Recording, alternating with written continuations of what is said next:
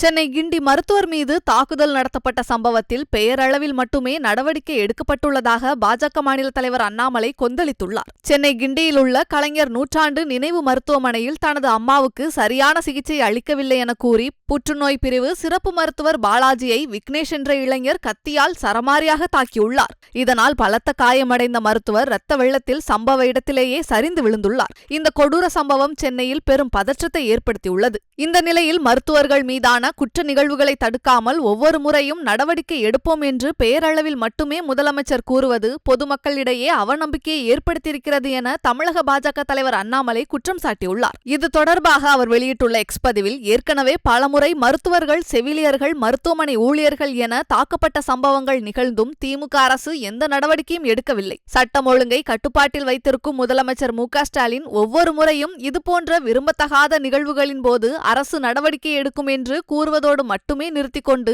எந்த நடவடிக்கையும் எடுக்காமல் இருப்பதால் தொடர்ச்சியாக பொதுமக்களின் பாதுகாப்பு கேள்விக்குறியாகி இருப்பதாக கொந்தளித்துள்ளார்.